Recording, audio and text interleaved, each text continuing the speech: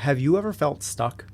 If you're like me, it's a familiar feeling, and it's one of the most frustrating feelings you can ever go through, especially when you can't figure out why. It's like you know what you need to do, but for some reason, you just can't get yourself to do it. You feel stuck, you can't take action, and then maybe, if you're like me, again, you double down and beat yourself up about it. If that's been you, don't worry. What you're going to learn today is going to teach you that sometimes what feels like being stuck is actually being pulled back like an arrow about to be released and setting you up for your biggest success to come. Welcome to Change Made Easy. Changing your habits, routines, and behaviors is hard. We make it easy. I'm Paul Leviton, and I help high achievers just like you who feel stuck bridge the gap between where you are and where you want to be. Traditional self-help doesn't work. It's either too rigid, too generic, or too overwhelming. My approach is different. I simplify change by making it so easy it can't not happen. Using my easier framework, I'll help you create habits, routines, and behaviors that stick so you can stop struggling and start thriving. It's that easy. Today, we're tackling the concept of stuckness, a profoundly human experience that we all go through. But what if being stuck and some of the habits that make you think the worst about yourself could actually help you rather than hinder you? If it sounds too good to be true, keep listening. Today's guest is Britt Frank. Britt is a licensed therapist, trauma specialist, and the author of the book, The Science of Stuck. And this book is a must-read for anyone who's serious about real-life change. When I read it, I highlighted it more than any book in recent memory. Britt blends neuroscience, psychology, and real talk to help you understand not just how to get unstuck, but why you're stuck in the first place and why it might not be as big of an issue as you think. In this episode, Britt breaks down why some destructive behaviors can actually be functional, why calling yourself lazy is just scientifically inaccurate, and she shares a surprising truth about motivation that reframes the entire discipline versus willpower debate. This is one of my favorite conversations I've had in a long time, and don't miss Britt's powerful micro yes technique right at the end. It's possibly the most actionable action step that you've ever heard. And with that, please enjoy this conversation with Britt Frank.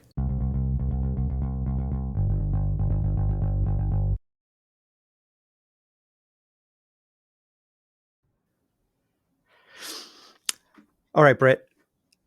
We talk about stuckness a lot on this podcast and in life in general these days. And in your book, one of the things that I read that you talked about was the positive side or the perks of staying stuck. Could you explain that to me? Yeah, I did not like this particular part of my own healing journey, being told you're getting something out of your stuckness. I was so offended by that. Like, how dare you say that? I am clearly wanting to do everything right, and I don't like what I'm doing. And I was doing really bad things. Like, I was doing drugs, and I had lots of behaviors that I wasn't proud of. So to be told there's a benefit to even my worst, I either took it to the, are you victim blaming? Are you saying that I chose this? I got very spun up. But the point is, all behaviors are functional. They're not all good, but we would not be stuck with a habit, with a relationship, with anything if it was not doing a job. And so if we're not going to talk about the hidden benefits of staying stuck, it's going to be really, really tricky to get unstuck. And then we'll spin and go, what's wrong with me? Nothing is wrong with us. It's that we often lack the information. One of the key pieces being, so what are you getting out of it? It can't be nothing. It has to assume it's something. What's the something? Yeah. So if I'm hearing this correctly, it's even our negative habits, actions, patterns are serving a purpose, as otherwise we wouldn't be stuck in them. It's like you smoke a cigarette, even though it's bad for you, but you get immediate gratification in some way. And the same thing with relationships, and the same thing with whatever we're feeling stuck in. So understanding that, though, how does that help me in changing it? Yeah. So if you know the job that the thing is, it's not enough to just say, drugs bad, sobriety good. Objectively, obviously that's true. I'm not making a case for meth, but like that's too simplistic for how complex people are. And I'll give you a really extreme example. And this was the one where I got really pissy and thought someone was victim blaming me, where I was in a really chaotic relationship where there was a lot of domestic violence going on. Not my fault. Never, ever the fault of person.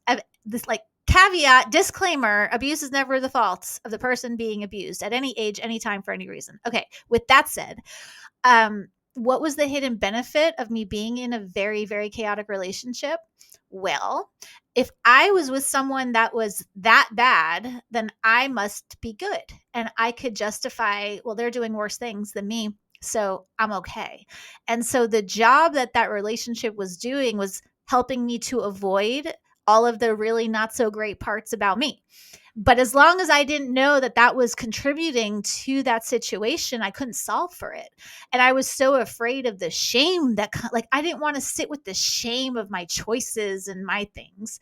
But if I didn't know that I was afraid of my own shame, I was going to keep on these relationship patterns in an effort to avoid it. So we have to know the job that a behavior is doing. And if you ask someone, what are you getting out of having bad relationships? What are you getting out of having messed up finances? Most people will sincerely say nothing. I'm getting nothing out of this. I really want to change it. But we have to change the answer from nothing to the something, or we're going to stay stuck. Not always, but often. Hey, real quick, we'll be back to the show in just a few seconds, but right now I have to ask you for a huge favor. If you're getting value out of this episode so far, take 2 seconds and share it with a friend. I mean, right now, literally, hit the little share button and send it in a text to your roommate or your cousin or your mom or your brother or your sister. Seriously, spread the love. If you like what you're hearing, then that's the best way that you can show support for this show. Because maybe you're like Eliza Kay, who said, "This podcast is both warm and inviting, but real enough to push and motivate me." Or you're like Dalton, who said, "Paul is an amazing host, and his podcast is a must listen." Don't you want to share this awesomeness with your friends and family? Don't be a gatekeeper. It only takes a second. It helps me grow and reach a new audience, and you seem like a genius friend who recommends new, awesome podcasts. We all win. All right, go send that text, and now let's get back to the show. Makes a lot of sense. Is that why in your book you refer to being stuck potentially as a gift for some people? A gift, kind of tongue in cheek. It's not a good gift. It's not a fun gift. It's not like that's a gift that you want to return immediately. Like, no gift receipt necessary. Just send it back. But pain avoidance is one of the quote gifts of being stuck. You know, if you never risk anything, you don't have to worry about failing. So someone who sits in a room dreaming about all the things they want to do, well, if they don't do it, they don't have to fail. And that is a gift, nudge, nudge, wink, wink, of being stuck. You don't have to risk relationships or money or esteem or anything if you don't do the things. And so the hidden gifts or the hidden benefits are not intended to justify or shame. It's not like, see, you're getting something out of it, therefore it's your fault. No, it's you're getting something out of it. That is just information that we can then use to solve the problem.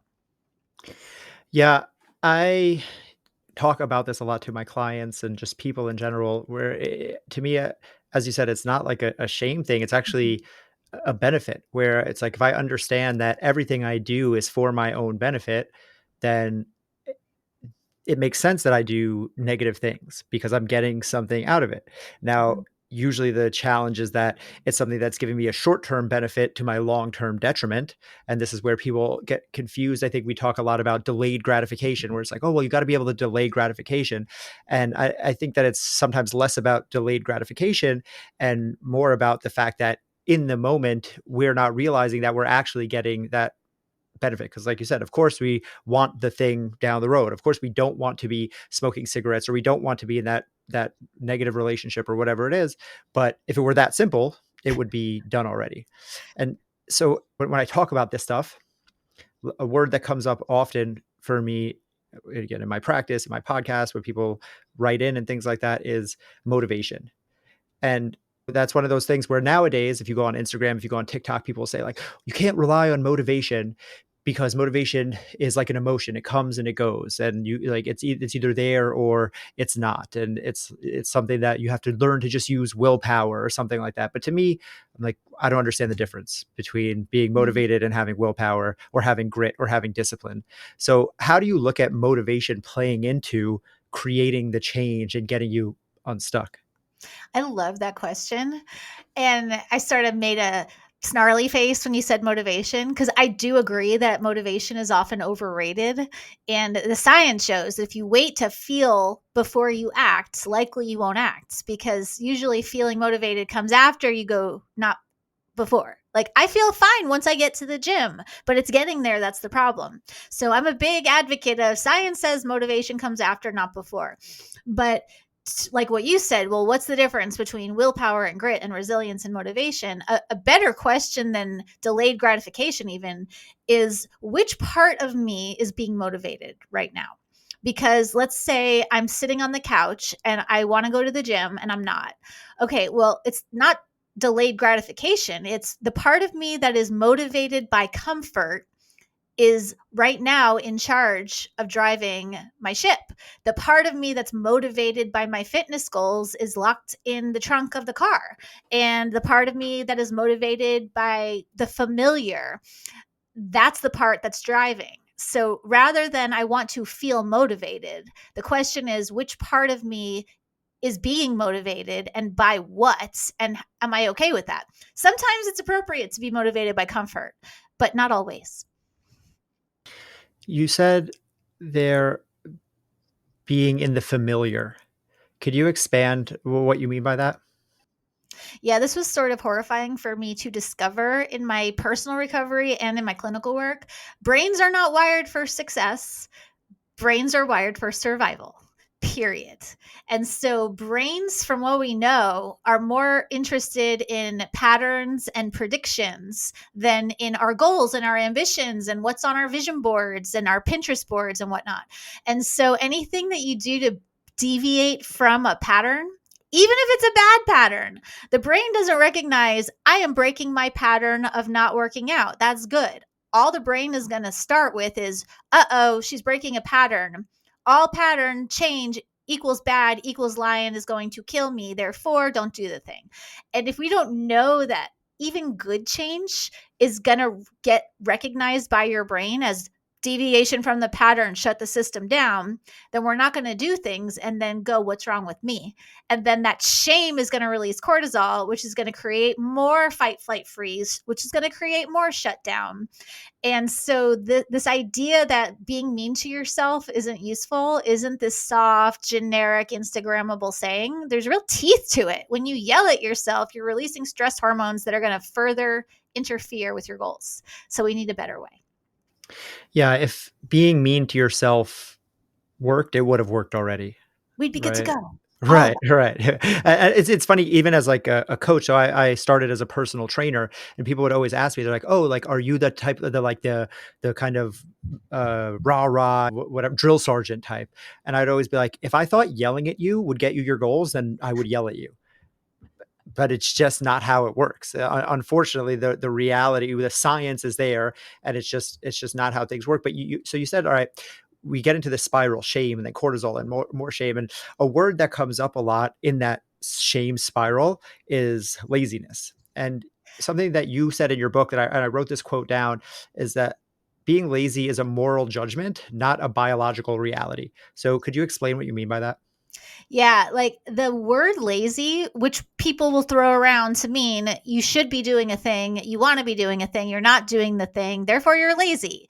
Okay, great. But that's a really moral way of looking at what might be a purely physiological situation. You know, we're meat puppets in these biological suits first. And if we don't address the fact that we have a nervous system and we have a brain and we have cells and organs and tissues that do things, and we go to, well, you're just a lazy person or you're just a bad person. One, that's not accurate. And two, it's not useful. Lazy. So someone laying on the couch, we'll just go back to the couch example. So I put this in the book. So a parent comes to me, and I'm just making this up. It's sort of like an amalgamation of all the work I've done. A parent comes to me and says, my kid's really lazy. They are done with school. You know, they've graduated high school. They're not doing anything. They lay on the couch. They smoke pot. They play video games. They do nothing all day. They're lazy. Okay. Well, I could make a case for, I'm not saying this is good, but if we take the morality off of it, your kid is laying on whose couch and watching a TV that who paid for, eating food in whose fridge. It sounds like your kid isn't lazy. They're just really smart, because if they don't have to do things, why would they? If you're enabling them to not move and to not go do things from a purely physiological standpoint, why would they? Why would they expend energy and resources unnecessarily? That's not how brains are designed. It's not an excuse, but it does make sense. I wouldn't call that lazy. I would call that, well, it's not good, but it makes sense. There's nothing that doesn't check out about this. They don't have to, therefore they don't. So is lazy really the problem? I don't think so. Yes, so good. I love you said there, uh, is it accurate and is it useful? And I think Mhm. that that is such a good line of questioning for any negative self-talk, any negative thought spiral, any negative judgment that we put on ourselves. And like usually with just that line of questioning, those two things, it usually falls apart at is this accurate? Mhm. And if it doesn't completely fall apart by is this accurate, it 100% falls apart by is this useful? And you know, something I use with a lot here, I've spoken about it in past episodes and I use with clients is like, what's the story I'm telling? Is this story helpful? And is there a better story? Mm. And all of it comes down to self-talk. So how do you look at self-talk in terms of taking control or being able to use it to our advantage when it's usually something that's running in the background and running subconsciously often against us? Mhm. And this is what my new book is about, all the voices in our head and how to help them get along with each other, because we use such aggressive metaphors to talk about our self-talk. I'm going to banish the inner critic. I'm going to kill my ego. I'm going to battle depression. Like, okay, but like, who's going to win if it's you versus you? And the part of you that wants to do the bad thing and the part of you that wants to do the good thing, if they're both still you, why are we trying to annihilate these parts of ourselves? You don't need to kill your ego. We need our ego to filter life and to create some sort of like social self that can collaborate and work together with. But like, what if we changed our self talk to, let's just assume that all the different voices in your head are on your team and they're just really unskilled and uncoached? Like, even the highest level athletes who play at the top levels will have a coach, because a team without a coach isn't going to work. That's why they're there. And so I would say, who's the coach in charge of all the voices in your head? Most people don't have one, because our self-talk isn't a coach with a team. It's just I'm lazy, I suck, I'm unmotivated. It's like, no, there's a member of your team who's feeling away. What do they need right now? A good coach knows sometimes encouragement is what's needed. Sometimes a swift kick in the ass is what's needed. Not in a shamey, punitive way, but just in a, the medicine for the situation might not be, oh, poor you. It might be, I hear you, you're not wrong. Now get up and let's do the thing. And so we have to approach our self-talk much more like a coach and a team than the, it's just me up there. Like, it's just me alone in my thoughts. It's not true. So there's a comedian I love, Pete Holmes, and he talks about how weird it is that like you can say to someone, sing happy birthday in your head, and then you hear it. It's like, okay, well, who's singing right now and who's hearing the singing? But we take it for granted that this stuff just happens in our minds and there's nothing that we can do about it. You can talk to yourself. You could actually listen to, you can dialogue. You can have a whole conversation with different parts of yourself. And that's not insanity. It feels weird because we're not taught how to do it. But like, team meeting is a much better approach. End rant. I love that. And it, you said something right there that really, like right at the beginning there, that really kind of, I don't know if you saw my face, but it's just something like a light bulb just went off in my head, or it's like, if it's you versus you, then you have to lose. Like, it's Mhm. like we say this so the time, there's literally written on the wall of so many gyms, and everyone says like, don't compare yourself to others. Comparison is the thief of joy. And Instagram and comparison, it's like, it's not you versus them, it's you versus you. But it's like, then you can only lose. So Right. that's just such a, I don't know. That just really, I'm going to do something with that down the road. So I appreciate that. Call me. Happy to clap. Yes. All right. So I would love to, again, I'm picking apart your book. I took so many notes for anyone listening. I have links to Britt's books in the show notes. But her first book is what I'm basing a lot of these questions off of. And I took so many notes while I was listening. I actually listened to the audiobook. I took so many notes. I had to stop and like ponder on so many stuff. But something I would love for you to talk about is the difference or similarities, or however you want to go with it, with feelings, emotions, and thoughts. Mm. Yeah, those get mixed up quite a bit, especially if you're fighting with a partner. I just really feel like you don't listen to me. It's like, okay, well, that's actually not a feeling. That's a thought. That is an interpretation. And when we use feelings, thoughts, and emotions interchangeably, we wonder why conversations derail or why communication breaks down. So this isn't just me being a word nerd. It actually matters. So what is a feeling? A feeling is and different schools of thought will argue which is which. In my opinion, and you do you. If you're listening, take what's useful, leave the rest. In my understanding, a feeling is called a feeling because you can feel it. It's physiological. So I have a sweaty set of palms and my stomach is clenched, my jaw is tight. Those are feelings. Pure physiology. There's no story attached to it. It's just a description of what's happening in your body. Okay, so that's a feeling. And then an emotion is when we add an interpretation to that feeling.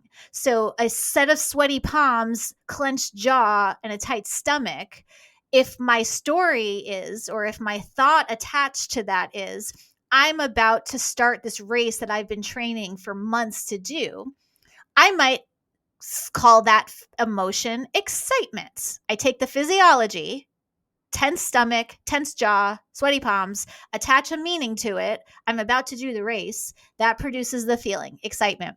But I could take that same exact physiology, right? Tight jaw, sweaty palms, clenched stomach. And if my alcoholic partner is walking through the door, the thought attached to that is, oh no, my alcoholic partner is home. And then the emotion might be fear. And so emotions are the feelings plus the thoughts. When you attach a thought to a feeling, that creates an emotion. Because feelings, by definition, are neutral until we attach a story to them. Like clenched fists could mean you're about to get into a fist fight, or it could mean you're about to have an orgasm. We don't know until we attach a story to it. Yeah, that's so good. Thank you. That's so helpful. And again, I heard this in your book, and just hearing it again, it makes so much sense.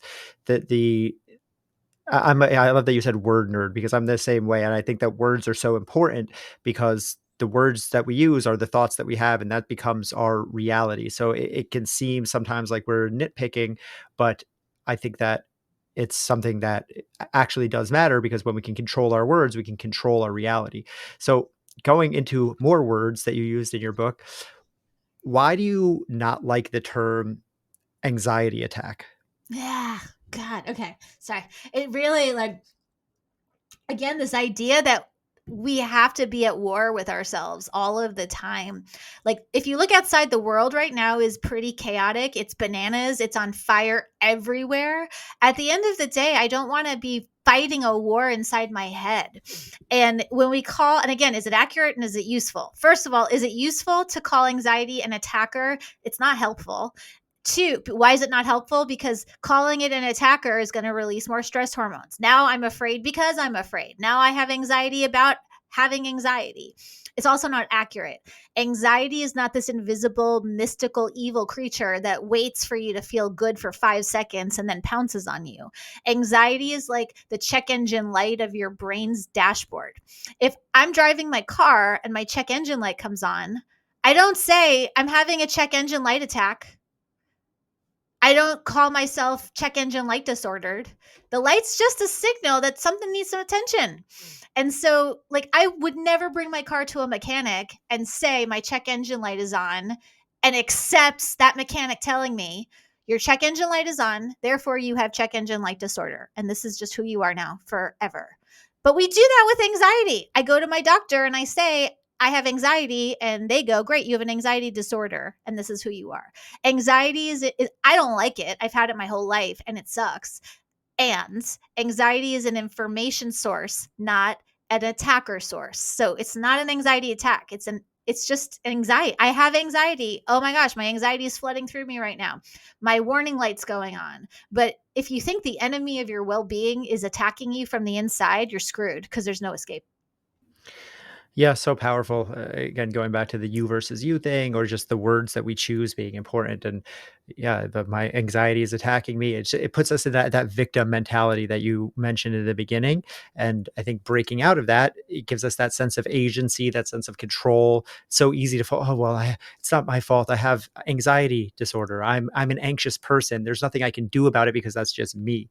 But once you accept that, it becomes limiting. And when you push that to the side and you go, like you said, this is just something that's happening to me. It's a feeling, a physical sensation in my body, but that emotion that I get to choose the meaning behind it to drive that emotion. So I really appreciate that distinction.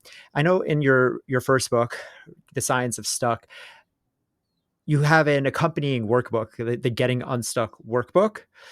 I would love if you could share one or two of the activities that you have in there.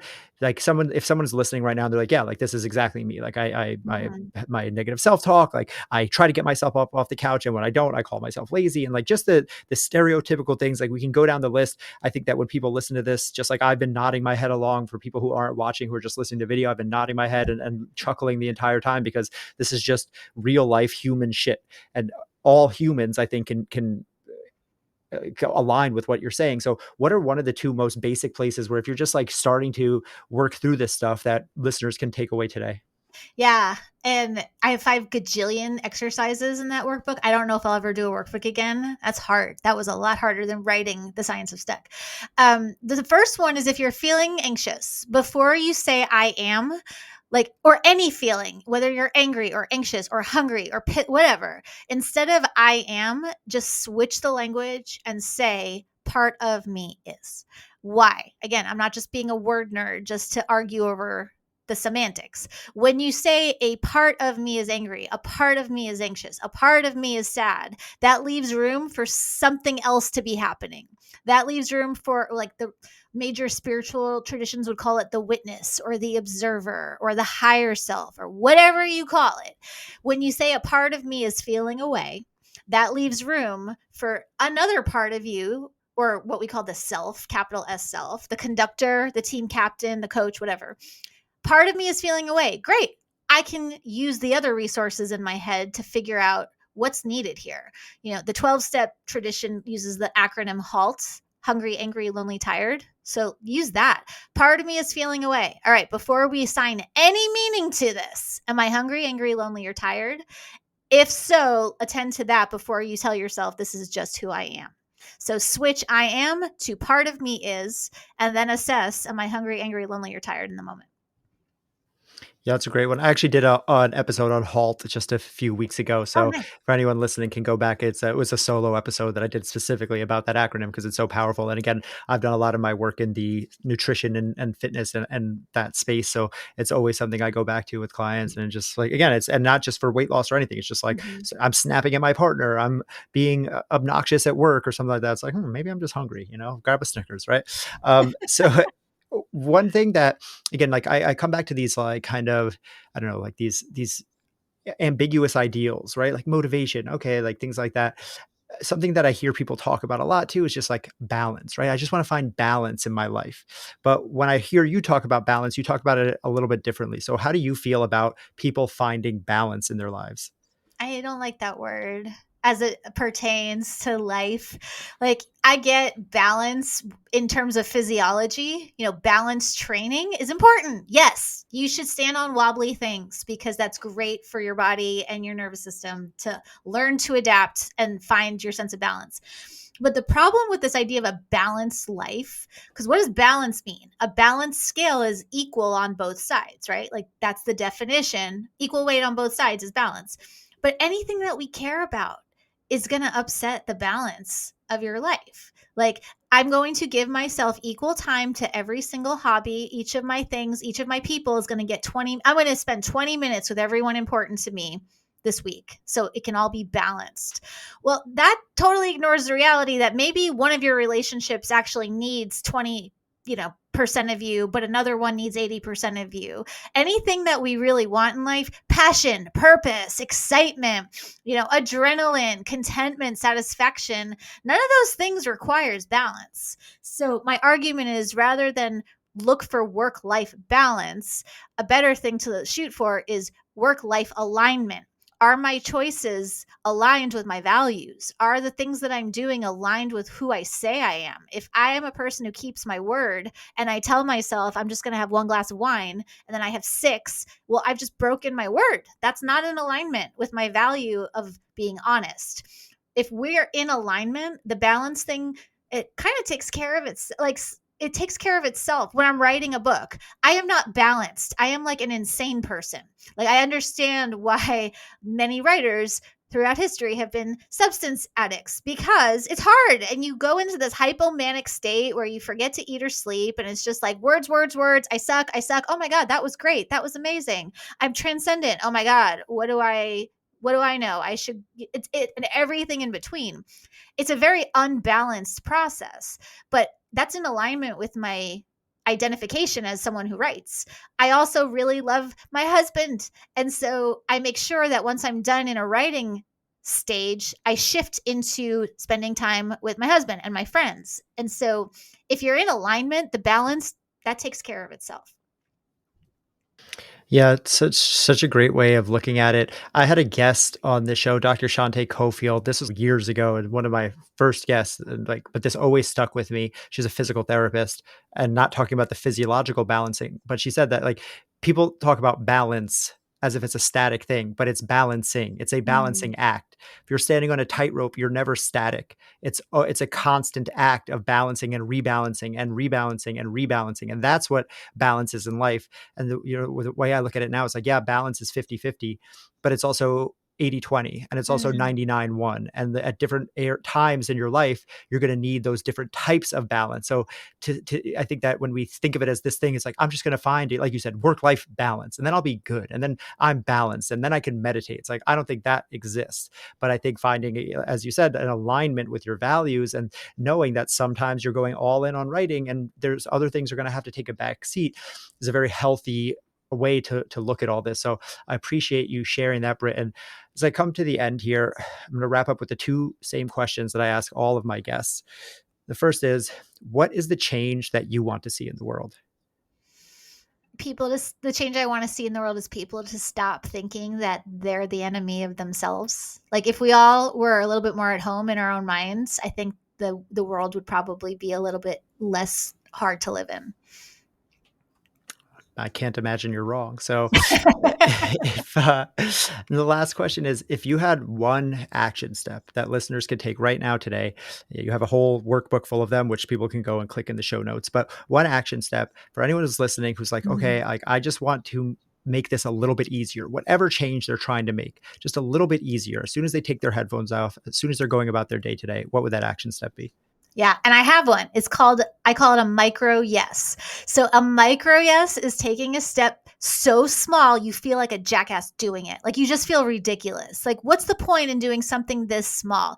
A micro yes, if you're listening to this like in bed while scrolling and you know you're not going to get up, a micro yes for your gym goals might be literally just like pick your shoe up off the floor and throw it at the door. That's all you have to do today. A micro yes is something that you can get done right now. And that's going to release a little microdose of dopamine. And that's going to give you a little bit of motivation. And then micro yeses build on top of each other. And that's what creates momentum, which is much better and sustainable than motivation. But a micro yes, take the smallest step you can think of and then break it into 15 smaller pieces. That's a micro yes.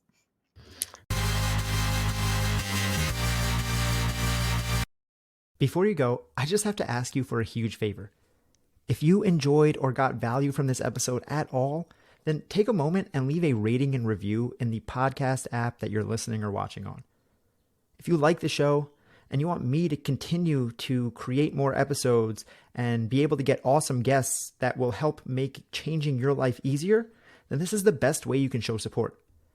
You can leave a 5-star review on iTunes like Eliza K, who said, "This podcast is both warm and inviting, but real enough to push and motivate me." Thank you, Eliza. Or you can be like Dalton, who said, Paul is an amazing host and his podcast is a must listen. Thank you, Dalton. And thank you to all of the over 100 people who have taken the time to rate and review this show 5 stars on iTunes, or the dozens who have left 5-star reviews on Spotify. It only takes a minute, and it helps me grow, it helps me reach a new audience, and it lets me know that this is helping someone, which just feels good. All you have to do is go to the show page of whatever app you're listening to and hit the little 5 stars. Or go to the comments section on YouTube and boom, that's it. And if you really want to show love, take a screenshot when you do it and tag me in your stories on social media at Change Made Easy, and I'll shout you out in an upcoming episode. All right, go leave that rating, and I'll see you back here every Tuesday and Thursday with new episodes of Change Made Easy.